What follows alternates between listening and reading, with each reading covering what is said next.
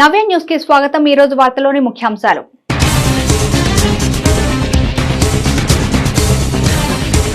రాష్ట్ర ప్రయోజనాలను తాకట్టు పెట్టిన పార్టీలను ఓడించాలి। సిపిఎం పార్టీ కార్యాలయంలో జరిగిన సమావేశంలో ఆ పార్టీ రాష్ట్ర కార్యవర్గ సభ్యురాలు రమాదేవి।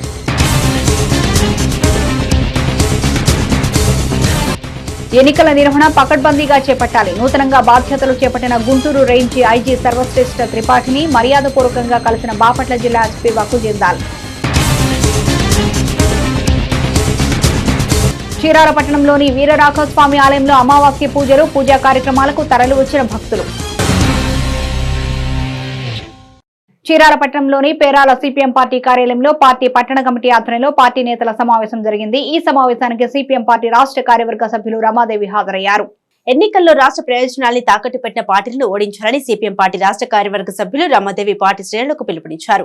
చీరాల పట్టణంలోని పేరాల సిపిఎం పార్టీ కార్యాలయంలో పార్టీ పట్టణ కమిటీ ఆధ్వర్యంలో పార్టీ నేతల సమావేశం జరిగింది। ఈ సమావేశానికి సిపిఎం పార్టీ రాష్ట్ర కార్యవర్గ సభ్యులు రమాదేవి హాజరయ్యారు। ఈ సందర్భంగా ఆమె మాట్లాడుతూ దేశంలో ప్రజల హక్కుల్ని హరిస్తూ మతం పేరుతో ప్రజల్ని విడగొట్టడం, రైతులకు మద్దతు ధర అమలు చేయాలని పోరాటం చేస్తుంటే పోలీసులతో కాల్పులు చేయడం, ప్రభుత్వ రంగ సంస్థల్ని ప్రైవేటీకరణ చేయడం, ఇలా దేశంలో నియంత పాలనతో ముందుకెళ్తున్న బీజేపీ ప్రజలు ఇంటికి పంపించాలన్నారు।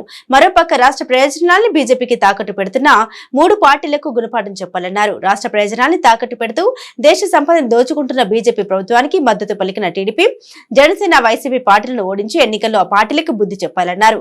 దేశంలో రాజ్యాంగ హక్కులపై దాడి చేస్తూ ఆంధ్ర రాష్ట్రానికి ద్రోహం చేసిన బీజేపీని ఓడించి ఇండియా కూటమిని గెలిపించాలని నిరంతరం ప్రజలతో ఉంటున్న సిపిఎం పార్టీకి అండగా ఉండాలన్నారు। ఈ సమావేశంలో సిపిఎం జిల్లా కార్యదర్శి గంగయ్య, నాయకులు బాబురావు, కొండయ్య, వసంతరావు, పలువురు నాయకులు పాల్గొన్నారు। ఈ దేశం బాగుపడదు అని చెప్పేసి ఈ కూటమిని ఏర్పాటు చేసిన ఆయన్ని బతిమిలాడి బెదిరించి ఆయన్ని మళ్ళీ ఇండియా కూటమి నుంచి ఎన్డీఏ కూటమికి, బీజేపీ కూటమికి తీసుకువెళ్ళాడు। ఏం అవసరం వచ్చింది? కేజ్రీవాల్ ఢిల్లీలో ముఖ్యమంత్రిగా ఉన్నాడు। ఆయన్ని గత నెల 21వ తేదీన అరెస్ట్ చేశారు। ఏమిటి ఆరోపణ? మద్యం పాలసీ మార్చడం ద్వారా ఢిల్లీలో అక్రమంగా లాభం పొందాడు। దానికి ఏమిటి ఆధారాలు? ఆయన అకౌంట్లో ఏమైనా డబ్బులు పడినట్లు వచ్చినాయా, లేకపోతే ఆయనకు సంబంధించిన వాళ్ళకి ఏమైనా అకౌంట్లో డబ్బులు పడినట్లు వచ్చినాయా, లేకపోతే ఆయనకి ఏమైనా ఇచ్చినట్లు ఎక్కడైనా ఆధారాలు దొరికాయా? శరత్రం చెన్నారెడ్డి అనేటటువంటి ఆయన అరవిందో కంపెనీ గుంటూరు రేంజ్ ఐజీగా నూతనంగా ఇటీవల పదవి బాధ్యతలు చేపట్టిన సర్వశ్రేష్ఠ త్రిపాఠిని బాపట్ల జిల్లా ఎస్పీ వకు జిందాల్ మర్యాదపూర్వకంగా కలిశారు। ఈ క్రమంలో రానున్న ఎన్నికల్లో జిల్లా వ్యాప్తంగా చేపడుతున్న భద్రతాపరమైన చర్యలపై కొద్దిసేపు చర్చించారు। ఎన్నికల నిర్వహణ చర్యలు పకడ్బందీగా చేపట్టాలని గుంటూరు రేంజ్ ఐజీ సర్వశ్రేష్ఠ త్రిపాఠి ఆదేశించారు। గుంటూరు రేంజ్ ఐజీగా నూతనంగా పదవి బాధ్యతలు చేపట్టిన సర్వశ్రేష్ఠ త్రిపాఠిని బాపట్ల జిల్లా ఎస్పీ వకు జిందాల్ మర్యాదపూర్వకంగా కలిశారు। అనంతరం ప్రస్తుత బాపట్ల జిల్లా పరిస్థితుల గురించి, రానున్న సార్వత్రిక ఎన్నికల దృష్ట్యా తీసుకుంటున్న భద్రతాపరమైన చర్యల గురించి చర్చించారు। ఎన్నికల కమిషన్ నియమావళి ప్రకారం ఎన్నికలు ప్రశాంతమైన వాతావరణంలో జరిగేలా అన్ని చర్యలు చేపట్టాలని ఆయన సూచించారు। చీరాలపట్టణంలోని శ్రీ వేదవల్లి కనకవల్లి సమేత వీరరాఘవస్వామి ఆలయంలో అమావాస్య పూజలు ఘనంగా జరిగాయి। ఈ సందర్భంగా పూజల్లో భక్తులు పెద్ద సంఖ్యలో హాజరై స్వామివారిని దర్శించుకున్నారు। చీరాలపట్టణంలోని శ్రీ వేదవల్లి కనకవల్లి సమేత వీరరాఘవస్వామి ఆలయంలో అమావాస్య పూజలు ఘనంగా జరిగాయి। ఈ సందర్భంగా పూజల్లో భక్తులు పెద్ద సంఖ్యలో హాజరై స్వామివారిని దర్శించుకున్నారు। తెల్లవారుజాము నుంచి స్వామివారికి విశేష అభిషేకాలు, అర్చనలు, పూలంకరణ కార్యక్రమాలు నిర్వహించారు। అమావాస్య రోజు స్వామికి బెల్లం సమర్పించి కడియం ధరిస్తే మానసిక, శారీరక రోగాలు పూర్తిగా తొలగిపోతాయని అర్చక స్వాములు వాసుదేవాచార్యులు తెలిపారు। 100 ఏళ్లకు పైగా చరిత్ర ఉన్న ఈ దేవాలయం విశిష్టమైందన్నారు। శ్రీ వేదవల్లి కనకవల్లి సమేత శ్రీ వీరరాఘవస్వామి దేవస్థానం, బాపట్ల జిల్లా, చీరాల। ఈరోజు అమావాస్య చాలా విశేషమైనది। ఎవరైనా సరే శారీరక, మానసిక రోగాలు ఉన్నవాళ్ళు ఎవరైనా సరే ఈరోజు స్వామివారిని దర్శించుకొని స్వామివారికి బెల్లం సమర్పించుకొని, అలాగే శారీరక, మానసిక రోగాల్లో నొప్పులు ఎవరైనా ఉన్నవాళ్ళు ఉంటే స్వామివారికి కడియం పెట్టుకొని పూజ చేయించుకొని వారు ధరిస్తే వాళ్ళ నొప్పులు పూర్తిగా నయమైపోతాయి। ఇది సుమారు 100 సంవత్సరాల క్రితం దేవస్థానం ఇది। స్వామివారు స్వయంభూ। ఈ స్వామి యొక్క మహిమ ఏంటంటే ఎవరైనా సరే ఎటువంటి రోగాలున్నా సరే వారు స్వామి వద్దకు వచ్చి వాళ్ళ యొక్క కష్ట బాధలు ఇవన్నీ చెప్పుకుంటూ స్వామివారికి బలం సమర్పిస్తే వాళ్ళ యొక్క కష్టాలు తీరుతాయని చెప్పవచ్చు। చరిత్రలో నేటి ముఖ్యమైన ఘటనల్ని ఓసారి చూద్దాం।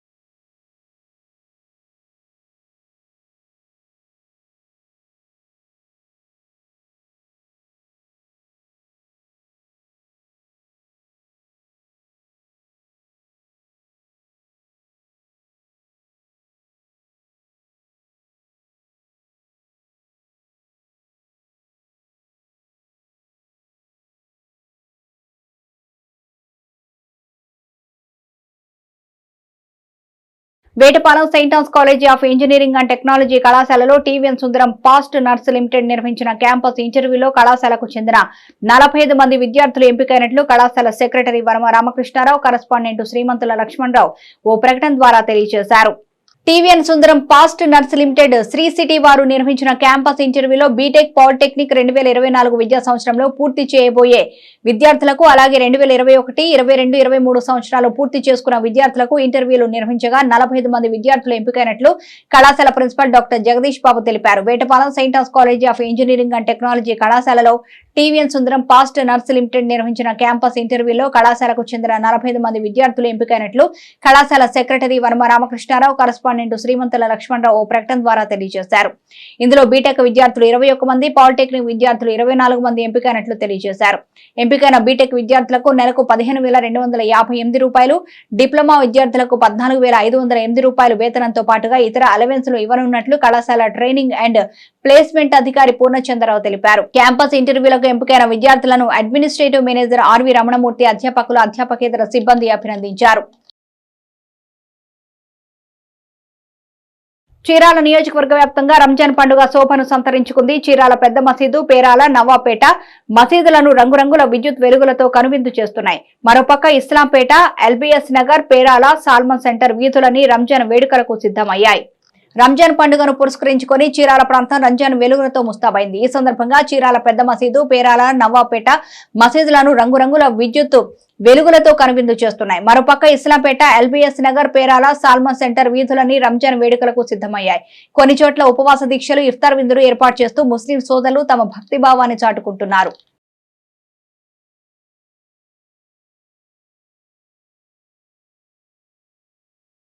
చీరాల మండలం జాండ్రపేట గ్రామంలో మాజీ మున్సిపల్ చైర్మన్ సజ్జా హేమలత ప్రచార కార్యక్రమం నిర్వహించారు. ఈ సందర్భంగా 3వ వార్డులో పర్యటించి ప్రజల నుంచి పలు సమస్యలు తెలుసుకున్నారు. చీరాల మండలం జాండ్రపేట గ్రామంలో మాజీ మున్సిపల్ చైర్మన్ సజ్జా హేమలత ప్రచార కార్యక్రమం నిర్వహించారు. ఈ సందర్భంగా 3వ వార్డులో పర్యటించి ప్రజల నుంచి పలు సమస్యలు తెలుసుకున్నారు.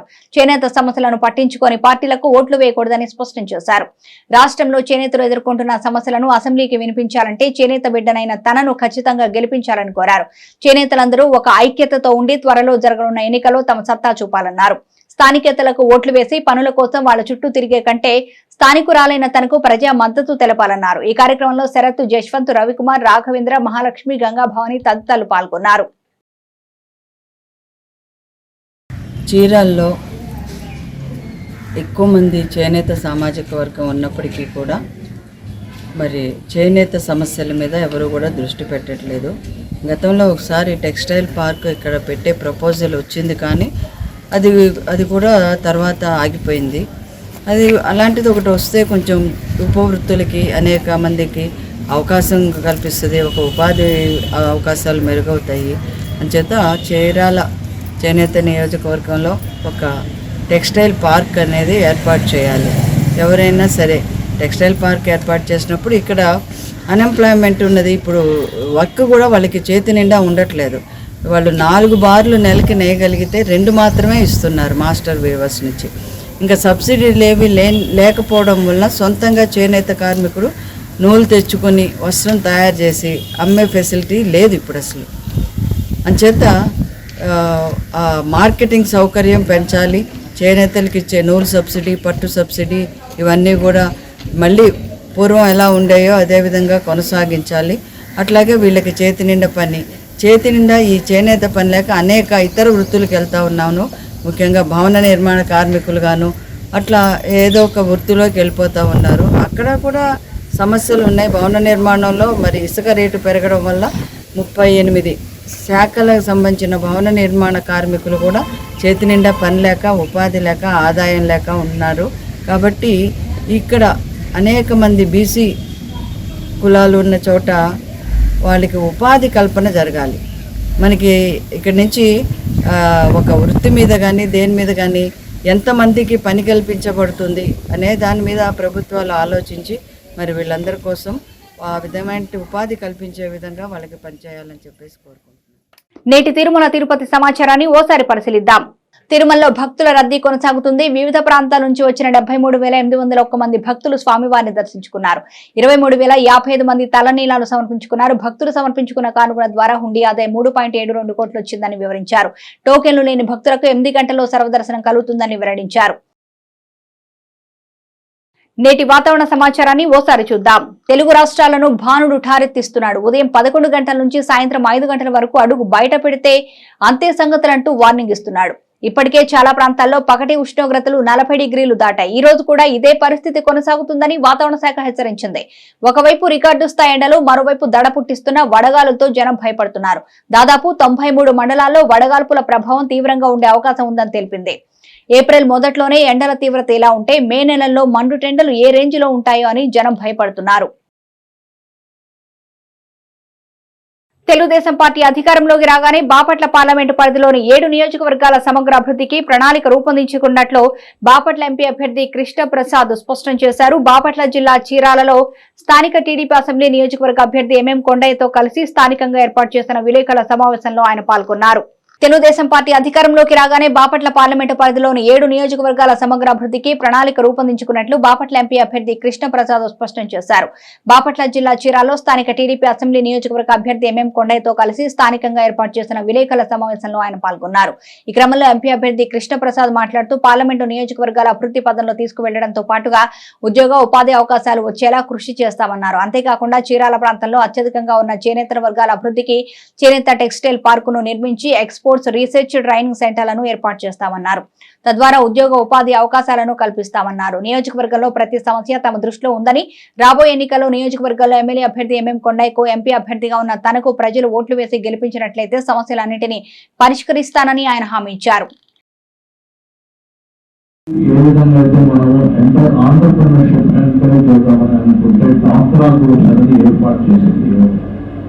భారతదేశ చరిత్రలో డాక్రా గ్రూప్ ని ఏర్పాటు చేసింది మొట్టమొదటిసారి శ్రీ నారా చంద్రబాబు నాయుడు గారు.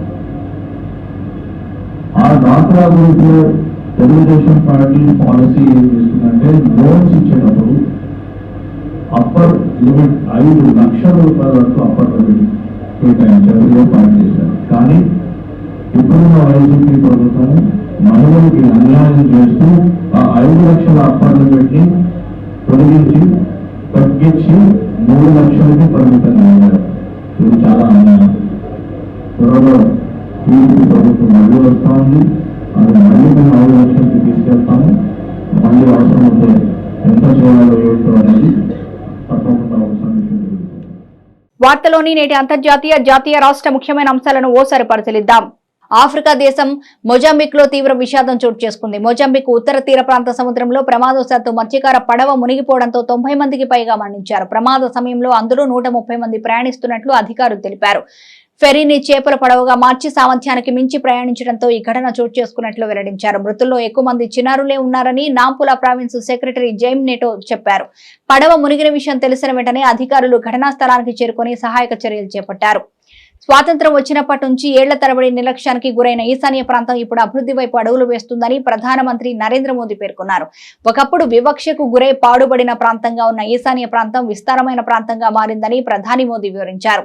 ప్రధాని మోదీ అస్సాం ట్రిబ్యూన్కి ఇచ్చిన ప్రత్యేక ఇంటర్వ్యూలో పలు ఆసక్తికర విషయాల గురించి మాట్లాడారు. ఈశాన్య రాష్ట్ర సమగ్ర అభివృద్ధికి అన్ని రంగాల్లో ఈ ప్రాంత యువకుల ప్రతిభపై తనకు పూర్తి విశ్వాసం ఉందని మోదీ పునరుద్ఘాటించారు. ఈ సందర్భంగా కాంగ్రెస్ ప్రభుత్వంలో ఈశాన్య ప్రాంతంలో వివక్ష నెలకొందని, తాము అధికారం చేపట్టిన నాటి నుంచి ఎన్నో సంస్కరణలు తీసుకొచ్చినట్లు పేర్కొన్నారు. అంతేకాకుండా మణిపూర్ విధ్వంసం గురించి కూడా మాట్లాడారు. ముఖ్యమంత్రి వైఎస్ జగన్మోహన్ రెడ్డి ప్రతిష్టాత్మకంగా చేపట్టిన మేమంతో సిద్ధం బస్సు యాత్ర 10 రోజులు పూర్తి చేసుకుని ఏపీ ప్రచార పర్వంలో దూసుకుపోతుంది. వైఎస్ఆర్ కాంగ్రెస్ పార్టీ అధ్యక్షుడు జగన్ యాత్ర నెల్లూరు, ప్రకాశం జిల్లాల మీదుగా రాయలసీమ అంతటా 1000 కిలోమీటర్లకు పైగా చేరుకుని అందరి దృష్టిని ఆకర్షిస్తోంది. జగన్ హైడెసిబుల్ యాత్రలో మరో 16 జిల్లాలు మిగిలుండగా రాష్ట్రంలో ఎన్నికలకు ముందు వైసీపీ విజయ అవకాశాలను పెంచేందుకు సీఎం పావులు కదుపుతున్నారు. ఎన్నికలకు ముందు ముఖ్యమంత్రి ప్రచారం ఊపందుకోవడంతో ఆదివారం ప్రకాశం జిల్లా దెందులూరు నియోజకవర్గంలో తెలుగుదేశం, కాంగ్రెస్, బీజేపీలకు చెందిన పలువురు నేతలు వైసీపీలో చేరారు. ప్రపంచవ్యాప్తంగా ఈవీ స్కూటర్లకు ఆదరణ పెరుగుతుంది. భారతదేశంలో కూడా ఈవీ బైక్స్ తో పోలిస్తే ఈవీ స్కూటర్ల అమ్మకాలు రికార్డులను సృష్టిస్తున్నాయి. ఈ నేపథ్యంలో టాప్ కంపెనీల నుంచి స్టార్టప్ కంపెనీల వరకు సరికొత్త ఈవీ స్మార్ట్ స్కూటర్లను లాంచ్ చేస్తున్నాయి. తాజాగా నోయిడాకు చెందిన ఎలక్ట్రిక్ ద్విచక్ర వాహనాల తయారీ స్టార్టప్ ఏఎంఓ మొబిలిటీ జాంబీ ఐప్రో పేరుతో సరికొత్త హై స్పీడ్ స్మార్ట్ 2 వీలర్ను పరిచయం చేసింది. దీని ధర 1.15 లక్షలుగా ఉంటుందని కంపెనీ ప్రతినిధులు పేర్కొంటున్నారు. ఈ కొత్త మోడల్ టైర్ 1, టైర్ 2 నగరాల్లో ఎలక్ట్రిక్ మొబిలిటీ కోసం పెరుగుతున్న డిమాండ్ ను అలాగే చివరి మైల్ డెలివరీ సెక్టార్ ను తీర్చడం లక్ష్యంగా పెట్టుకుంది. తెలుపు, నీలం, బూడిద రంగుల్లో లభిస్తుంది. ముంబై ఇండియన్స్ జట్టు చరిత్ర సృష్టించింది. టీ20 క్రికెట్ లో 150 మ్యాచ్లు గెలిచిన జట్టుగా రికార్డు క్రియేట్ చేసింది. టీ20 ఫార్మాట్ లో ఏ జట్టు కూడా అన్ని మ్యాచ్లు నెగ్గలేదు. ముంబైలో ఆదివారం ఢిల్లీ క్యాపిటల్స్ తో జరిగిన మ్యాచ్ లో విజయం సాధించిన ముంబై ఇండియన్స్ జట్టు ఈ ఘనతను తన ఖాతాలో వేసుకుంది. ఐపీఎల్ తో పాటు ఛాంపియన్స్ లీగ్ టీ20 టోర్నీలో ఇప్పటి వరకు ముంబై ఇండియన్స్ జట్టు 273 మ్యాచ్లు ఆడింది. దాంట్లో 150 మ్యాచ్లను ఆ జట్టు నెగ్గగా 117 మ్యాచ్ల్లో ఆ జట్టు ఓటమి పాలైంది. 2 మ్యాచ్లకు ఫలితాలు దక్కలేదు. ఇక సూపర్ ఓవర్ వరకు వెళ్లిన మ్యాచ్ లో ముంబై జట్టు 2 గెలవగా మరో 2 ఓటమి పాలైంది.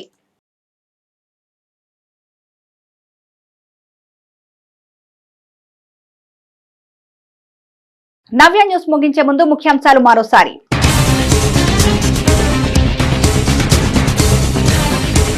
రాష్ట్ర ప్రయోజనాలను తాకట్టు పెట్టిన పార్టీలను ఓడించాలి. సిపిఎం పార్టీ కార్యాలయంలో జరిగిన సమావేశంలో ఆ పార్టీ రాష్ట్ర కార్యవర్గ సభ్యురాలు రమాదేవి.